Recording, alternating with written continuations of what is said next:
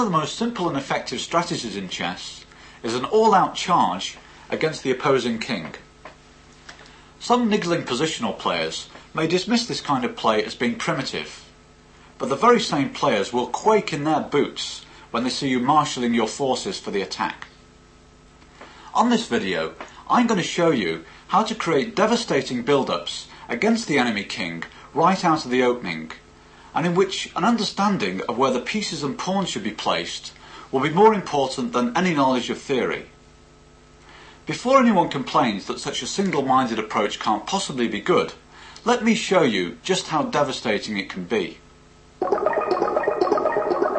Let's look first of all at the old-fashioned Italian game, or guaico piano, which I'm sure every chess player has had in his career. e4, black replies with e5, white brings his knight out with knight f3, black defends the pawn on e5 with knight c6, white plays his bishop to an aggressive diagonal with bishop c4, and black replies in the same way with bishop c5. White now develops this bishop on c1 with d3, and black develops his king's knight with knight f6. Now let's suppose for a moment that white doesn't play what's probably the best move with knight out to c3, and instead plays the perfectly natural castles. Black plays pawn to d6, and now let's suppose that white plays his bishop out to g5, again something that looks like a perfectly natural move. Black hits this bishop on g5 with h6, and now white retreats the bishop to h4. Well, you may wonder what can possibly be wrong with that, but in fact it's probably a decisive mistake. Black lashes out with the move g5, and after bishop g3 follows up with a tremendously powerful move h5. The threat is now to play h4, trapping this bishop on g3. So white really has to do something quite sharp in order to try and get out of this mess. If he plays knight on f3 takes g5, then black can play a spectacular move with h4 in any case, ignoring this threat to the f7 pawn. Now if white plays knight takes f7, black can play a really spectacular move. h4 takes g3, sacrificing the queen on d8. White has to take this queen now, there's no other way out. So knight takes d8 is forced, and then black can uncork a spectacular quiet move with bishop on c8 out to g4, hitting this queen on d1. The best move for the queen is queen d2, after which black follows up with another quiet move, knight out to d4. I'm sure you're wondering if this can possibly be enough for a whole queen, but I can assure you that it is. It turns out that black's kingside attack is actually winning. If, for example, white plays his knight out to c3, there follows knight f3 check, throwing another piece onto the bonfire, and after g takes f3, black plays bishop takes f3, which threatens to play g takes h2 mate. If white meets this with hg, which is really the only defence against gh, then black's rook screams down the board, rook h1 mate. If instead of knight c3, white tries to fend off the threat, say with h3, then black can play knight into e2 check. White can't play queen takes e2 because he'll be behind in material, so he has to go king h1. And then the crowning glory of black's attack is rook takes h3 check. And after gh, which is forced, he goes bishop f3 mate. I think you'll agree with me that this is a really beautiful and surprising combination. And what, you may ask, did white really do wrong? Let's suppose your opponent plays the Ruy Lopez or Spanish opening against you, with e4, e5, knight out to f3, attacking this pawn on e5, knight c6, and now bishop out to b5, renewing the pressure on e5 by putting pressure on the knight on c6. Many people assume that playing black in the Spanish is just an unpleasant defensive task, but there are some electrifying ideas at black's disposal that many people don't know about. Before setting up an attacking formation, black should first of all make sure that his centre is secure, and for this I suggest that you play a6, and after bishop a4, go d6, supporting this pawn on e5. In Dirty Tricks 1, I showed that after castles, black can play his bishop out to g4 and meet h3 with a surprising h5 when white daren't take this bishop on g4.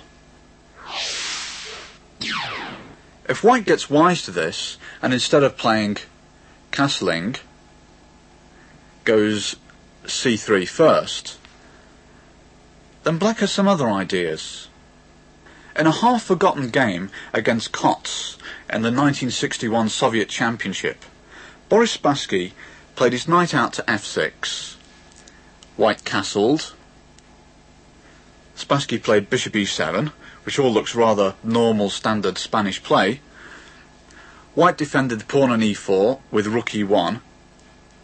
And now Spassky did something slightly unusual by bringing his bishop on c8 out to g4.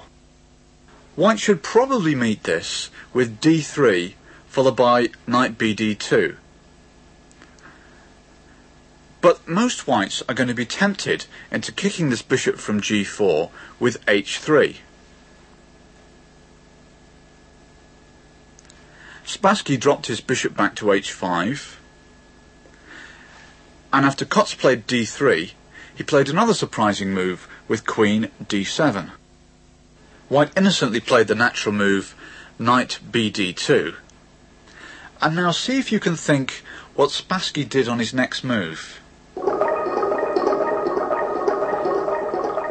In fact, he unleashed the move g5, suddenly building up an attack against white's king, and by now Kots was probably bitterly regretting the fact that he'd played his pawn to h3.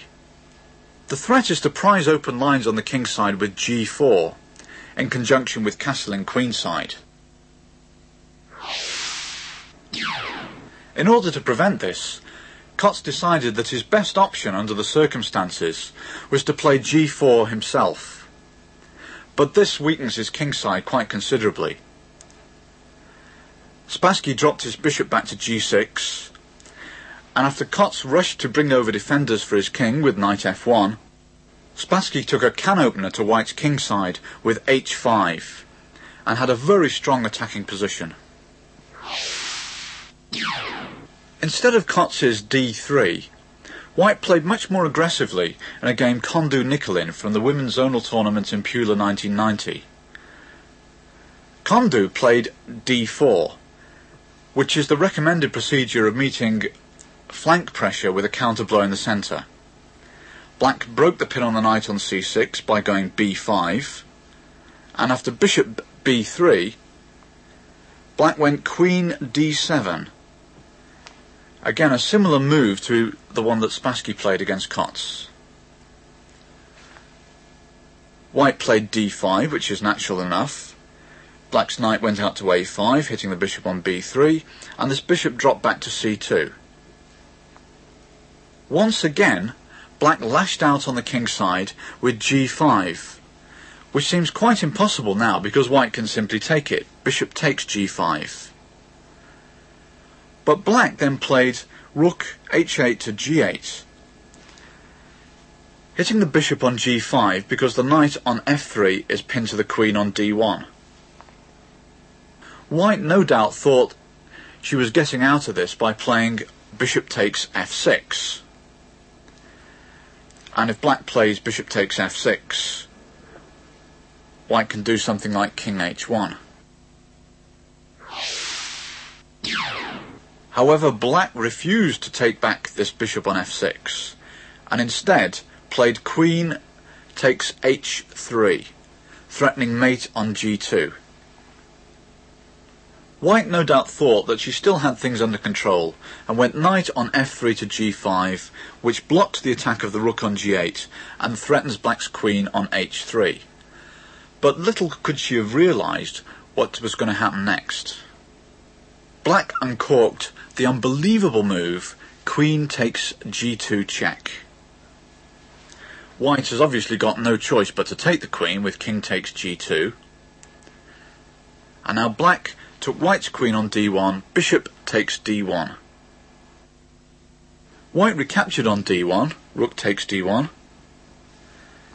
And now black, after bishop takes f6, also showed that white is going to lose the knight on g5 as well.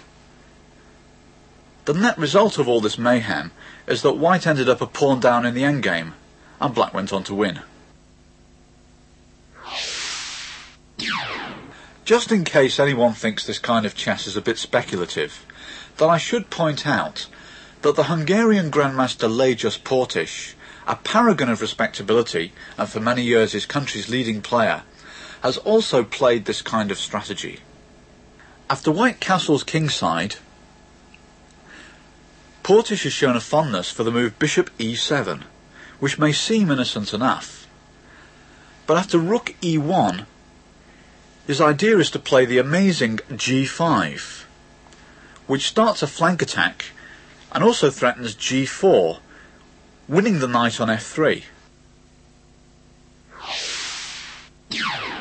After c3, Portish has preferred the plan bishop d7, d4, knight ge7, which intends to bring the knight to g6, supporting this e5 pawn once again. In a game from Linares 1990, Nigel Short now tried bishop b3 against Portish, which has got the idea of knight out to g5, hitting the f7 pawn. Black defended against this with h6. Nigel Short developed his queen's knight with knight bd2, being careful not to castle too early. Black brought his knight out to g6. And now white played knight out to c4, trying to put more pressure on this e5 pawn. Portish continued his development with bishop e7. White dropped his knight on c4 back to e3. And now Portish started inching up on white's king side with a move bishop out to g5. White took this bishop off, knight takes g5, after which Portish opened up the h-file with hg. Nigel Short wisely decided to prevent this knight on g6 hopping into the f4 square by going g3. Portish met this with a plan he'd used earlier in the tournament against his Hungarian compatriot Gyula Sachs. He played e takes d4, and after cd, the rather strange-looking king f8. The point of this move is that black wants to play his queen out to f6 without worrying about knight d5 takes c7 being check.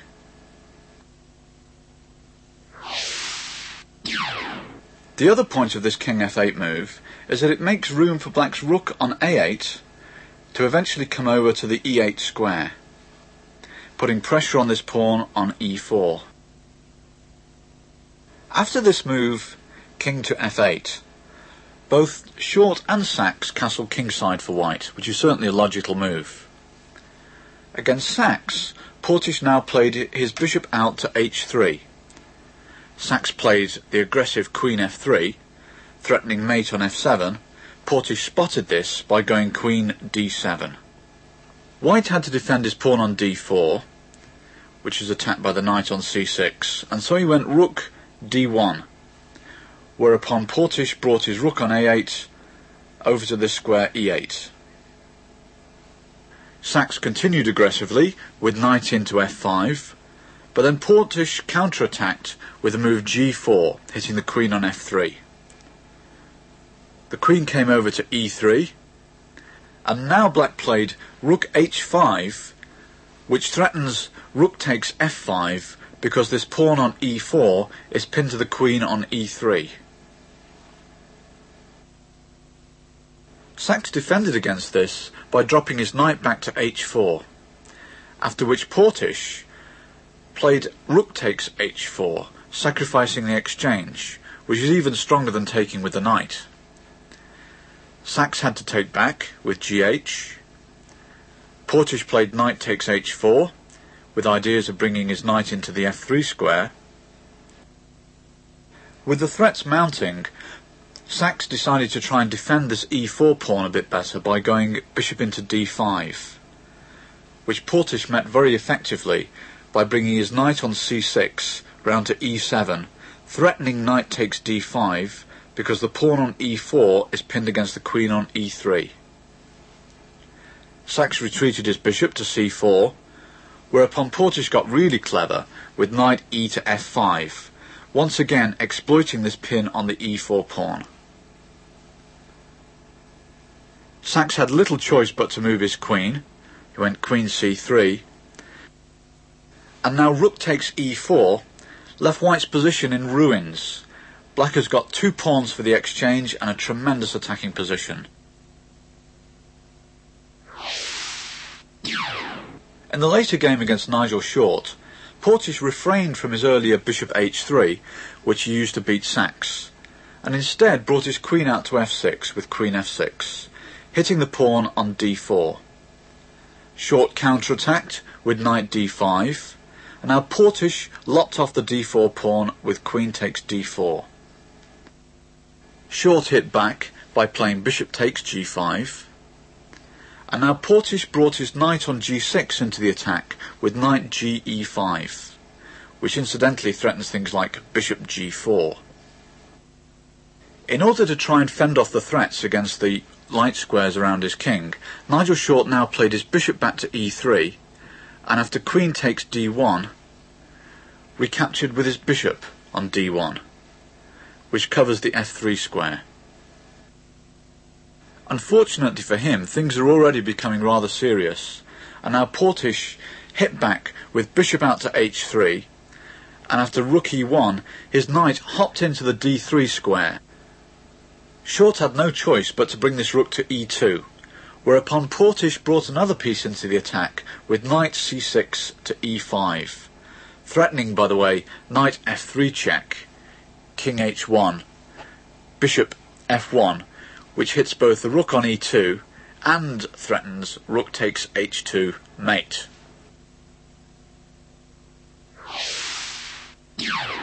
Short fended off this threat with rook d2, after which his bishop on d1 covers the f3 square. But then Portish wormed his way further into white's camp by going knight on d3 to e1, which renews this knight f3 check threat. Things were so desperate for Nigel Short by this stage that he decided to surrender the exchange with f4. But after knight 1 to f3 check, king f2, knight takes d2, Portish's technique was more than up to the job, and he won in just 35 moves. Before leaving this attacking formation, let me show you how the young American Grandmaster Patrick Wolf lost to an unknown player called Castro in the Philadelphia Open of 1990. After a6, bishop a4, d6, Wolf played c3, and Black went bishop d7, d4, knight g7, as in the two Portish games.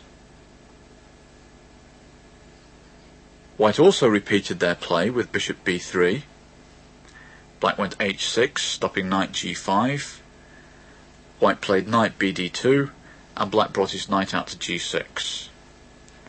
Now, instead of the knight c4, which we saw in those last two games, Wolf now played his knight out to f1, with the idea that after bishop e7, he could bring his knight out to g3, rather than the e3 square which we looked at in those last two games. Castro played bishop out to g5, and after bishop e3, he brought his bishop further into White's encampment with bishop f4. Wolf felt obliged to take this bishop off by going bishop takes f4, but in doing so he brought black's knight on g6 into the f4 square, where it was very dangerously placed. After the further moves castles, queen f6, rook e1, black sounded the charge with a move h5, which already announces a very aggressive policy of castling queenside.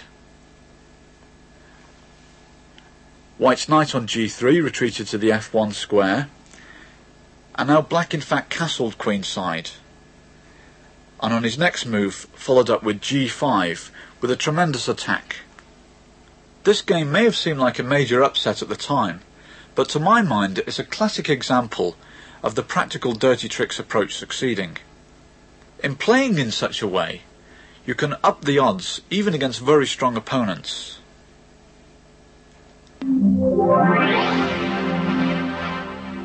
Another popular opening at club level is the quiet Vienna game, in which white plays knight out to c3 followed by g3, with which he wants an automatic attack eventually on the f-file with f4.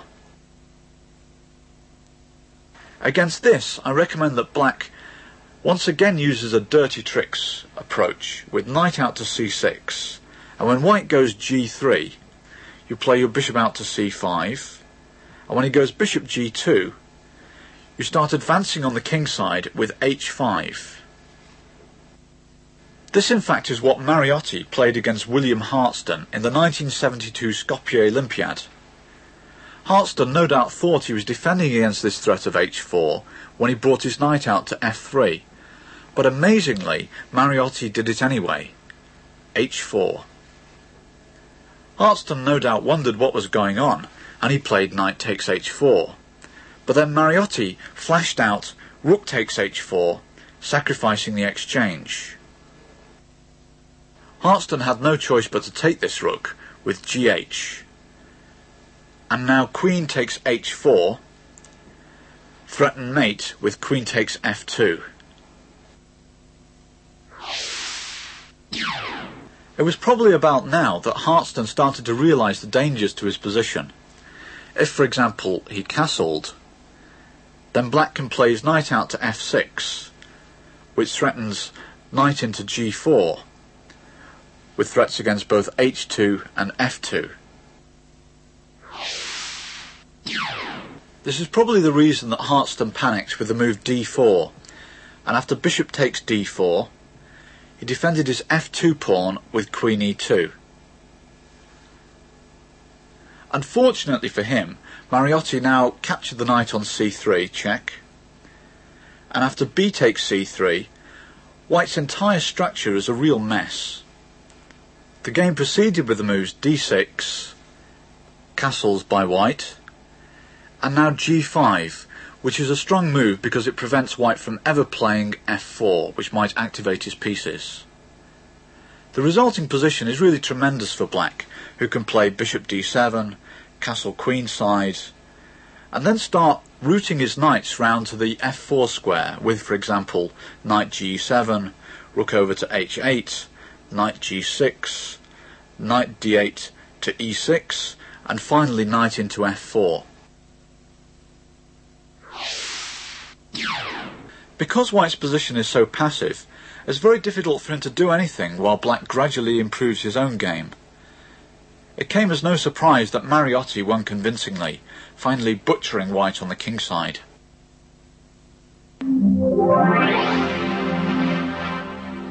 If, after the moves e4, e5, black wants to use one of these attacking formations on the king side, the most important thing in the early stages is to make sure you strong point the e5 pawn.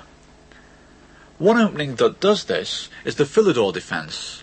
After knight f3, black plays d6, and after d4 you can play knight out to f6, knight c3, and now protect the e5 pawn with knight bd7.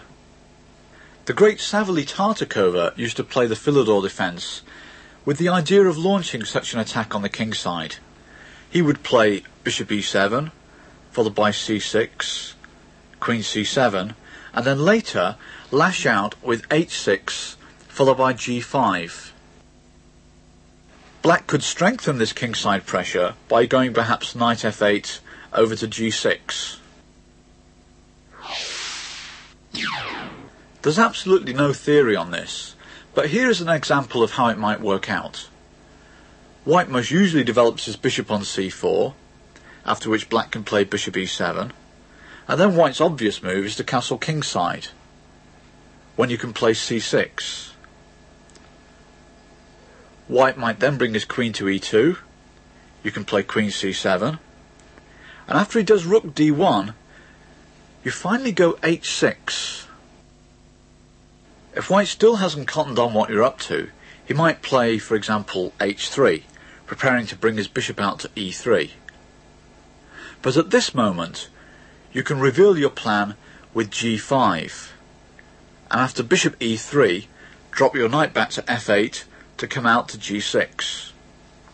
This is exactly the kind of position that black's aiming for, with moves like knight f4 in the offing, and if white captures, then black can take back with the g-pawn and develop pressure on the g-file with rook g8.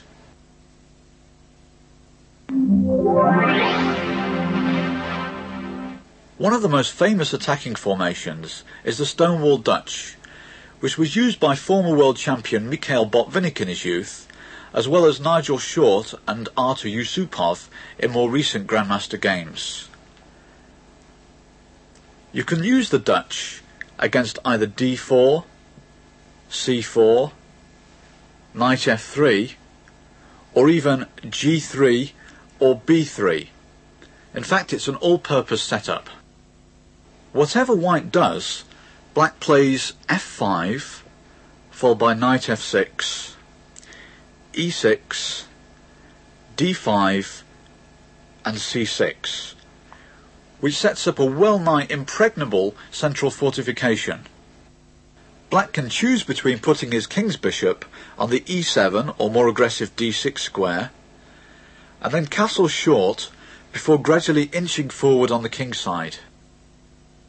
The main problem with the Stonewall formation is this bishop on c8, which at present is shut in by these pawns on f5, e6, d5 and c6. For this reason, I recommend bringing this bishop outside the pawn chain with the manoeuvre bishop d7 to e8 and then bishop out to h5. At club level, the Stonewall formation tends to be devastating because most players have no idea about how to counter it. It can even confound world-class grandmasters, as Sambat Laputin found out to his cost in a game against Valery Salov in Moscow 1987. Laputin opened with his habitual 1d4 move, and Salov replied with f5, the Dutch defence, which probably already came as a slight surprise. Laputin played c4, which is a standard move. Salov brought his knight out to f6, and again Laputin played the usual move g3, getting ready to put this bishop on g2. After e6, bishop g2, Salov erected the stone wall with d5, and after knight f3, further supported this d5 pawn with c6. Laputin castled kingside. Black's bishop came out to the aggressive d6 square, and now white played queen c2, supporting this pawn on c4. Black castled. Laputin brought his knight out to c3, and now Salov started bringing this bishop on c8 round with bishop to d7. One of the accepted strategies in the stone wall, from white's point of view, is to try and exchange off this good d6 bishop for his own bishop on c1, and Laputin now followed this plan by bringing his bishop out to f4.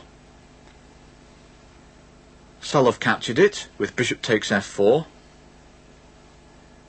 and now gf strengthened white's grip over the e5 square. When Salov continued his bishop manoeuvre with bishop e8, then Laputin played queen b3, attacking this pawn on b7. Now Salov could have defended it with queen e7, but he saw no problem with exchanging queens if white wanted, with queen b6. Laputin didn't particularly fancy this endgame for white, and he played c5, hoping that black would take on b3, after which a takes b3 would give white an open a file. Salov didn't want that, and quietly brought his queen back to c7, hitting this pawn on f4, which white now defended with the move e3. Salov continued developing with knight bd7, and now, in order to free up this pawn on b2, Laputin played queen to a3. Finally, Salov completed his bishop maneuver with bishop out to h5. And now moves like bishop takes f3 come into the reckoning, after which bishop takes f3 could be met by king h8, followed by rook g8 and g5, setting up g-file pressure.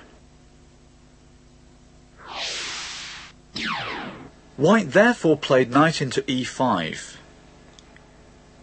but after knight takes e5, f takes e5, and now knight e4, white suddenly found himself under quite serious pressure, because moves like f3 are met by knight d2, and if rook f2, black plays knight c4, forking the queen on a3 and this pawn on e3. Suddenly finding himself under serious pressure, Laputin played the move b4, and after knight d2, brought his rook over to c1. Unfortunately for him, the position after knight f3 check, bishop takes f3, and now bishop takes f3, proved to be quite disastrous. Black's light-squared bishop is reputed to be a bad piece in the stone wall formation, but here it's the best piece on the board, and in fact causes white's king terrible problems in the given position. Black threatens simply to bring his queen over to f7, and h5, followed by queen h3 and queen g2 mate. Laputin saw very little to do about this plan, except heading for the hills with his king, and he played king f1, and after queen f7, went knight e2. After the further moves queen g6, knight f4, queen h6, Laputin ran away with his king still further with king e1, leaving this h2 pawn to its fate, and black played queen takes h2. In this position, black is a pawn up with a strong attack, and it's hardly surprising that Salov went on to win. Before we move on to attacking formations with white, I should just mention that against the English opening with c4, it's no problem building up a stonewall Dutch starting with f5, followed by knight f6, e6, d5 and c6, etc. If white should try and adopt the King's Indian attack with knight f3 on his first move, followed by g3, then black has got a very interesting possibility to set up a stone wall, but without his queen's bishop being locked inside the pawn chain. He can play d5 on his first move, and when white plays g3, immediately develop this bishop on c8 with bishop out to g4. If white now continues with bishop g2, there's the move knight d7, and after castles, black starts to set up the stone wall with e6. A game between Asanov and Shabalov from the 1992 Manila Olympiad continued d3, bishop d6, and after white went c4, black defended this pawn on d5 with c6. White now developed his bishop on c1 with bishop out to e3. Black played knight e7, still waiting. White went queen b3, attacking the pawn on b7. Black defended it with queen b8. It still doesn't look too much like a stonewall formation, but after white played c takes d5, and black recaptured with e takes d5, and then white played his knight out to c3, black castled kingside, and after white's queen a4, black finally played f5, giving us a typical type of stonewall scenario. Black's already got a really good position now, because his next move is going to be f4, starting to lever open white's kingside.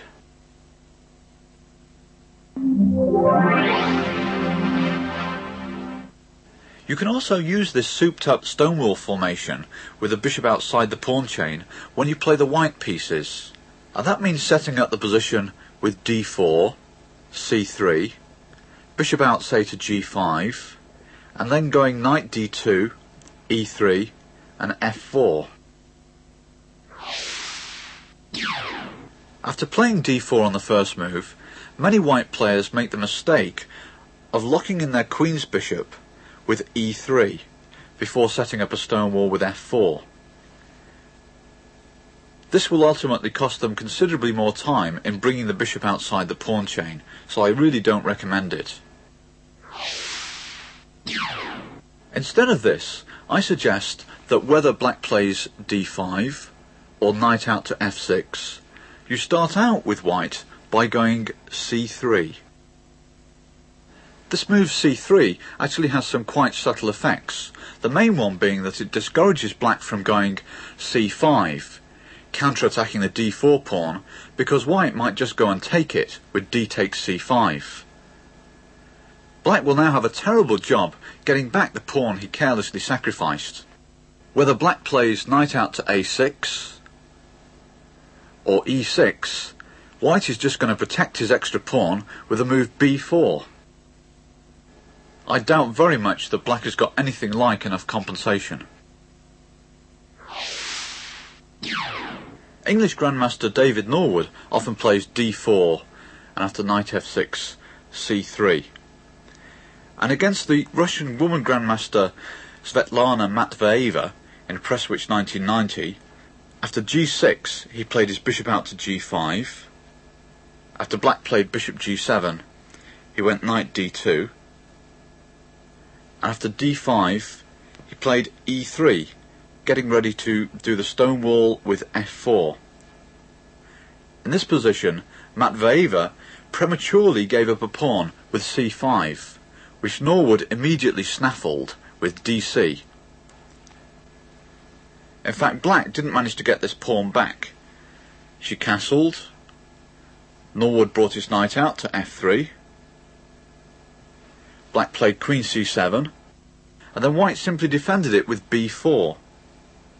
And after black tried to make it into a gambit with b6, there followed bishop f4, hitting the queen on c7. This queen had little choice but to retreat. Black played queen d8, and then after c takes b6, ab, white was simply a pawn to the good. Once white sets up this souped-up stonewall formation with his bishop outside the pawn chain on g5, the results can be quite devastating, as the East German IM Thomas Patz found out to his cost against Eduard Meduna from Czechoslovakia. In their game from Trnava in 1986, Patz played b6, Meduna brought out his queen's bishop with bishop g5, and after the moves bishop b7, knight d2, d5, Meduna got ready for his super stonewall with e3, and after knight bd7, unleashed it with f4. I think that black's best defence is by fianchettoing his king's bishop with g6, which helps secure his kingside. Patz played e6, and after knight gf3, bishop e7, white played bishop d3, bringing his other bishop out to an ideal attacking position. At this time, black no doubt realised the severe dangers of castling kingside. If he did do that with castles, white would probably put his knight on an e5 before following up with queen f3 followed by g4. This would really give white a tremendous attacking position. He might even castle queenside before launching his h-pawn forward as well with h4. I for one wouldn't like to be in black's shoes one little bit. It was probably the thought of such lines that prompted Pats into lashing out with h6, bishop h4, and now g5. But this self-inflicted gash in his kingside can hardly be a sensible idea. White played calmly bishop g3, and after knight h5, his king's knight went into the struggle with knight e5, incidentally threatening this knight on h5 with the queen on d1. After knight takes e5, fe, black took white's bishop on g3 off with knight takes g3, and Meduna recaptured hg. But at this moment we see that black's got this terrible weakness on f7. White's going to play something like queen h5 followed by castle's kingside, and black will be in all sorts of trouble, which is what prompted Pats to go walkies with his king with king d7. Of course this proved disastrous after white opened up the game with e4, and black only lasted a total of 24 moves. In the Super Stonewall, white might also consider bringing his queen out to f3 at one moment. I'll show you what I mean. In a game Klinger against Rigo from the Oberwart Open in 1988, black played b6 just as in the last game. White developed his bishop on g5, black went bishop b7, white brought his knight out to d2, and black went d5. So far everything's quite similar. White played e3, and after knight bd7 played the program move f4. But now, after black went e6, white first developed his bishop to d3, and after black played bishop e7, Klinger brought his queen out to f3, which is a very interesting development. One of the ideas of this move is that white securely protects the e4 square, so that black really can't consider ever going knight e4.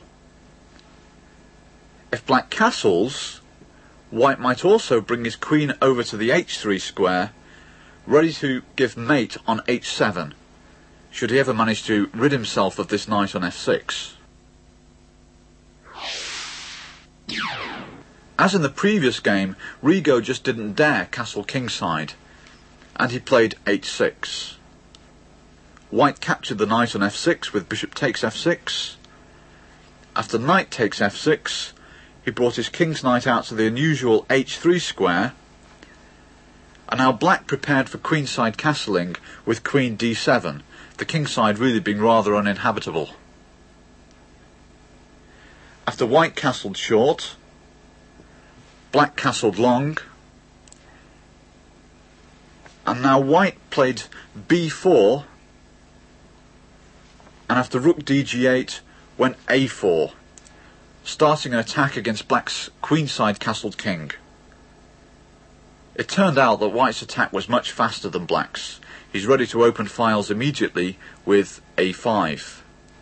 It's hardly surprising that white went on to win. Now let's look at the lines in which black goes g6, which I think is a better defence, but which you're less likely to meet at club level. In a game between the Cuban GM Arancibia and the Indian IM Mithrakanth, played in Calcutta 1988, black first of all went d5, and after white developed his bishop with bishop g5, black defended this knight on f6 with knight bd7. Arancibia brought his own knight out with knight d2, and after g6 announced his super stonewall with f4.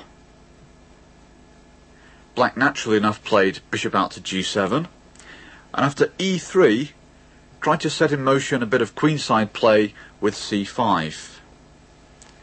White continued with bishop d3, and after b6 brought his king's knight out with knight gf3. After bishop b7, White's knight on f3 took up residence on the e5 square with knight e5, a typical stonewall manoeuvre. Black castled kingside. White did the same thing, and now Black played the rather harmless looking move rook c8, perhaps hoping one day that the c-file would be opened. White meanwhile had bigger fish to fry, and he brought his queen out to f3, continuing a kingside build-up. After Black's knight back to e8, White played queen over to h3, threatening this knight on d7. Black defended against this with a move f5, which hopes to keep the kingside closed.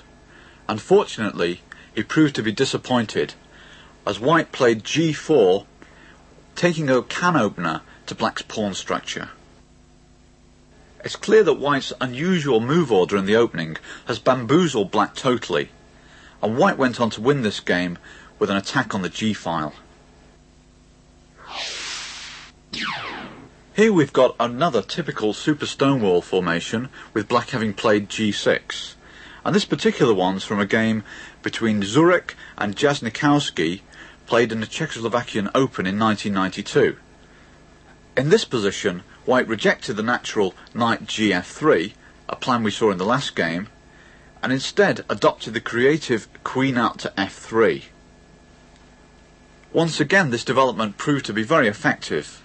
After bishop b7, White developed his knight on the e2 square, and then when Black went knight back to e8, White played h4. You may be wondering what would happen if Black now trapped this bishop with f6. Amongst other things, White could play his queen to h3, whereupon f takes g5 would be effectively answered by h takes g5, uncovering an attack by the queen on h3 against this pawn on h7. Black can't play knight out to f6 because of this pawn on g5, so he'd have to do something desperate like h6. This would hardly be good for Black's health, as in addition to g takes h6, White has moves such as bishop takes g6 or queen e6 check, followed by capturing on g6. It's pretty clear that Black's kingside is disintegrating very rapidly. Understandably, Black rejected this, and instead he tried to prevent White's h5 by playing his knight on d7 to f6. Unfortunately for him, White played h5 anyway, because knight takes h5 is met by the exchange sacrifice rook takes h5. And after gh, queen takes h5, once again Black would be in desperate straits.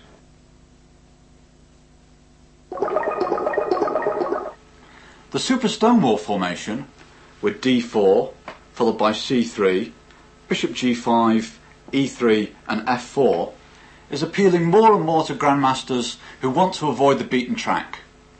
Amongst recent super stonewall converts, we have Nigel Short and Jonathan Spielman, both of whom have used this system very effectively against the computer.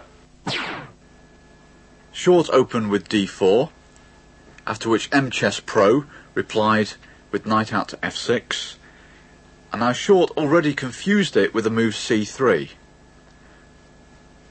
whereupon it played e6, which I don't think is as good as the move g6. The bishop came out with bishop g5, and after c5, White bolstered the d4 pawn with the move e3. Black fianchettoed his bishop on c8 by first of all going b6, and White developed with knight d2.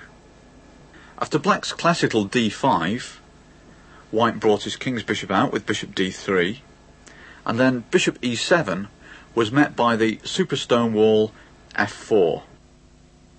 After Black castled kingside, and White brought his king's knight out to f3, the computer, interestingly enough, realised the danger of this bishop on d3 and hurried to exchange it off with bishop out to a6. short complied with bishop takes a6. And after knight takes a6, white castled kingside. The computer continued with knight c7, and now Nigel Short started building up in the centre with knight into e5. The computer played queen d6, and now came the usual attacking move, queen over to f3, continuing this kingside build-up. Chess Pro went rook fe8. Nigel Short went rook a e1. And after the further moves, rook a c8, king h1, a6, it became clear that the computer didn't really have a plan. Nigel Short now launched into the attack with the move g4, gaining a lot of space on the king side. After black's rook b8, white played bishop takes f6, bishop takes f6, and now g5, gaining even more space and hitting the bishop on f6. The bishop retreated to e7, and then queen h5 started to put black in all sorts of trouble. The computer fended off the threat to the f7 pawn by going g6. But then queen h6, bishop f8, queen h4 left black really defenceless against the idea of white bringing a rook to f3 and then h3, threatening this pawn on h7 with queen takes h7 mate. Once again we've seen a classic example of the kind of automatic attack white can build up with a super stone wall. It's hardly surprising that Chess was forced to resign in just a few moves' time. One of the weaknesses of a computer is it very often doesn't recognise the danger of a slow kingside build-up until it's too late. Perhaps Garry Kasparov would have been well advised to use this setup in his match against Deep Blue. The super stonewall formation also gives white some new possibilities in other openings. The Veresov, for example, with d4, d5, and now knight c3, can be considerably enlivened by playing this f4 formation after knight f6, bishop g5, knight bd7, and now f4. This has become a specialty of the Cuban player Elizart, who's played it with quite a lot of success. White intends to follow up with e3, followed by knight f3, and bishop d3, getting the same kind of attack that we've already seen. Players with a taste for the avant-garde, who might like to wind their opponents up, could also consider the ancient Saragossa opening with c3.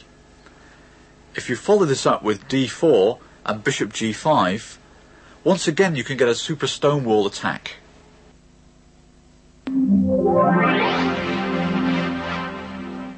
If you play d4 with white, and your opponent tries to get a stonewall in first by going f5, then I actually suggest you try and avoid this possibility with the Staunton Gambit, and a special form of the Staunton which involves an early flank attack.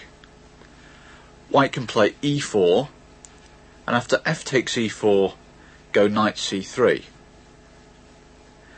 Black defends this pawn on e4 by going knight out to f6, and now I like the move g4, trying to displace this knight on f6 by following up with g5. It was Savely Tartakova who first played this line, and his opponent, Mises, went d5, but after g5 had to retreat his knight all the way back to the g8 square. Tartakova sacrificed a pawn with f3, and after e takes f3, queen takes f3. White developed a very strong attack on the f-file and won in just a handful of moves. The recommended treatment of this g4 move is to stop g5 by going h6 with black. But then Bronstein in a game against Malanyuk in Hastings 1995, played a very subtle treatment with f3 offering a pawn sack, and after d5 he protected this pawn on g4 by going h3 in preparation for the move f takes e4. Malanyuk played c5 almost immediately, but after f takes e4, d takes e4, and now bishop out to e3, Bronstein achieved a small advantage in the endgame, which arose after cd, queen takes d4, and now Malanyuk exchanged queens with queen takes d4, and Bronstein recaptured with a bishop. Bishop takes d4. The problem for black in this position is that first of all he's likely to lose this advanced pawn on e4, and he then has a remaining isolated pawn on e7, which could also come under pressure later in the game. After the move f3, black should be careful not to capture this pawn, as after e takes f3, white can go bishop d3, suddenly threatening bishop g6 mate. Although black can avoid that, he'd nevertheless come under a tremendous assault by white's pieces, with his king floating around in the centre.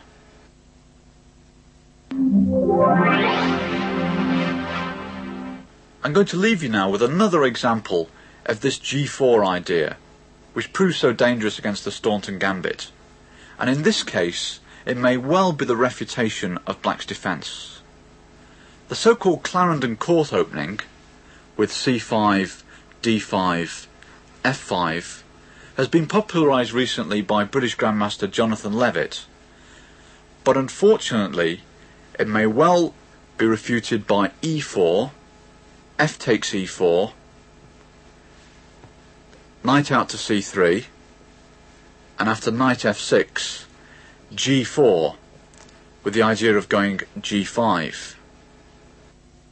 Black should now play h6, as recommended by Levitt himself, but then Julian Hodgson's fascinating suggestion of f4 may be black's undoing.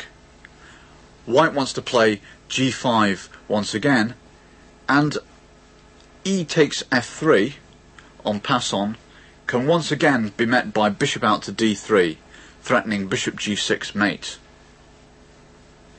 This seems to me to be a case of the Clarendon being caught napping.